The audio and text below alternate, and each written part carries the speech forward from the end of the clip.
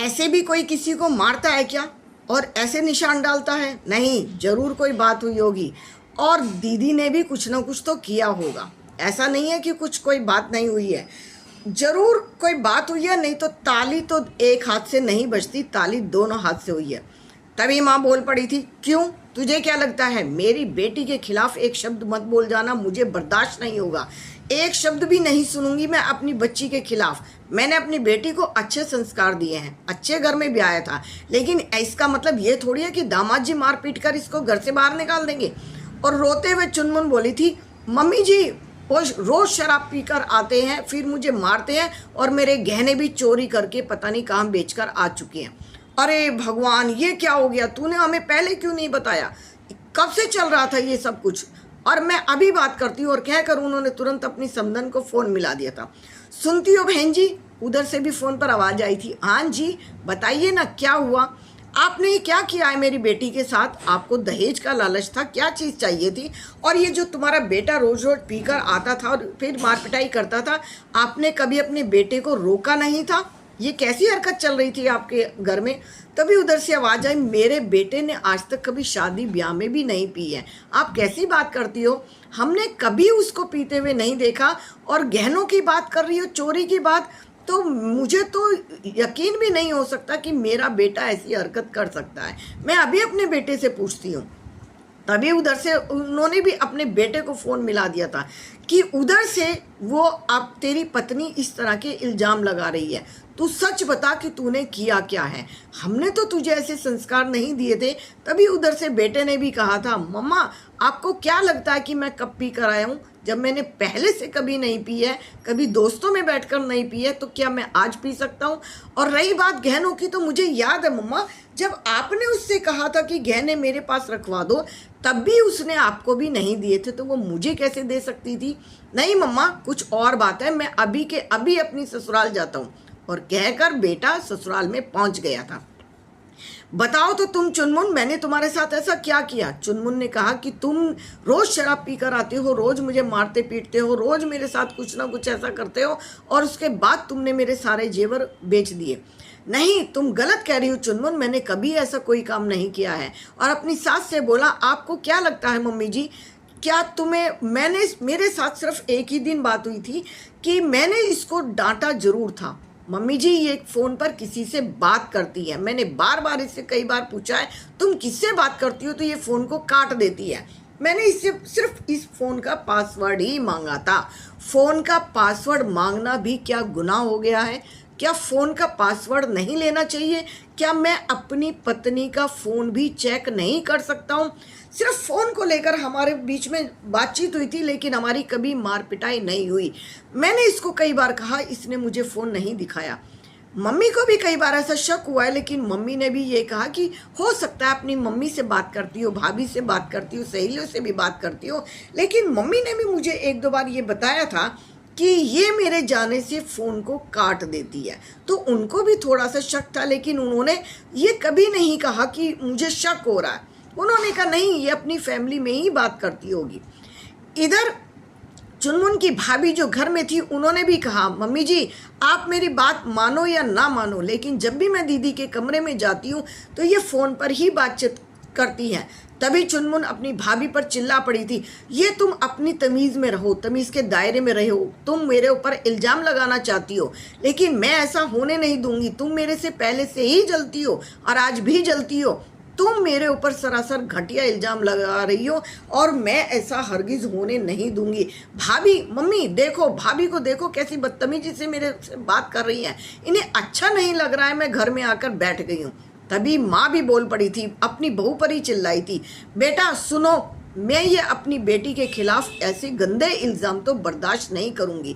जो तुम कह रही हो गलत ही कह रही हो, मैं इस बात को मान ही नहीं सकती हूँ। दूर जाओ, मेरी नज़रों से तुम दूर हो जाओ, अपने कमरे में पहुँच जाओ। आज के बाद मेरे आंखों के सामने आना नहीं। तुमने आज मेरी बेटी के ऊपर एक गंदा घिनौना इल्ज़ाम लगा दिया है। अब बेटा और बहू चुप हो गए थे और मम्मी और चुनमुन को तो जैसे अंदर ही अंदर लड्डू फूट गए थे, लेकिन वो किसी को बता नहीं पा रही थी। उसके पापा भी समझ नहीं पा रहे थे आखिर ये हो क्या रहा है। ना दहेज का किस्सा था, ना किसी बात का किस्सा था। दामाद जी पीते हैं ये भी यकीन नहीं कर पा रहे थे कि वो पी कर आते हैं और फिर उन्होंने गहने भी चोरी कर दिए।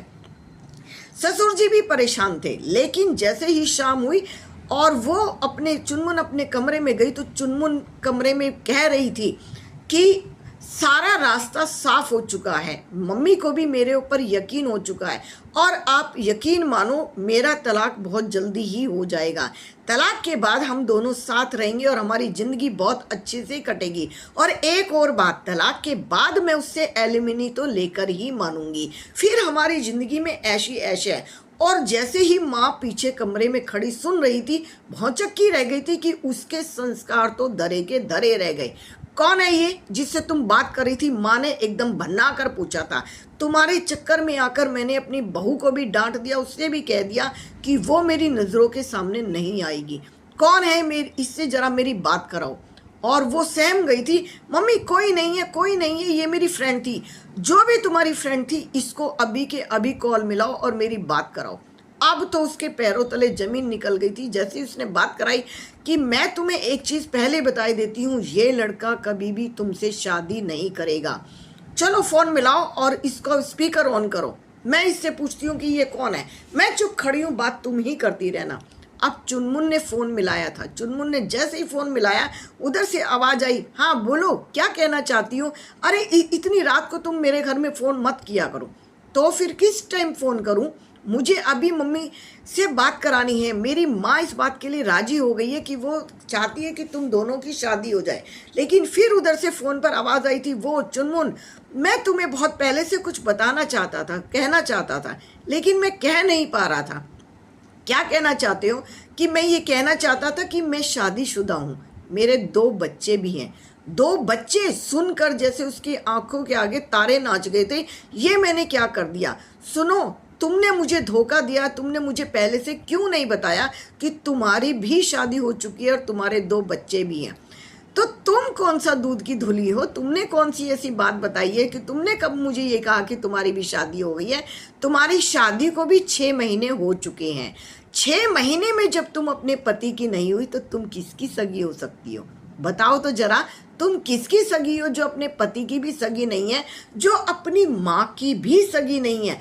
तुमने तो झूठे और गंदे इल्जाम अपने पति पर लगा दिए हैं।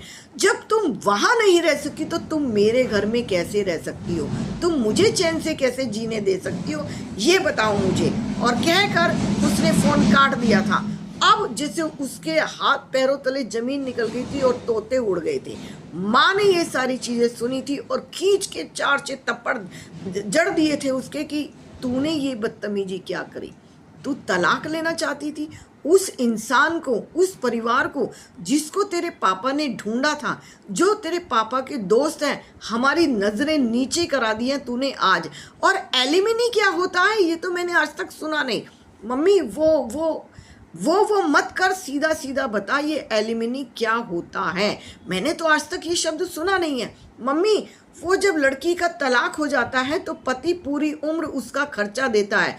अच्छा, पति तू दूसरा करे और खर्चा तेरा कोई और उठाए, मतलब तू उसको भी ना जीने दे और तू उसको भी ना जीने दे। तू पूरी उम्र दोनों को ही बांध के रखेगी, उसको भी हाथ से निकलने नहीं देगी, वो तेरा खर्चा उठाएगा। और तुझे नया पति चाहिए, वो भी तेरा खर्चा उठाएगा।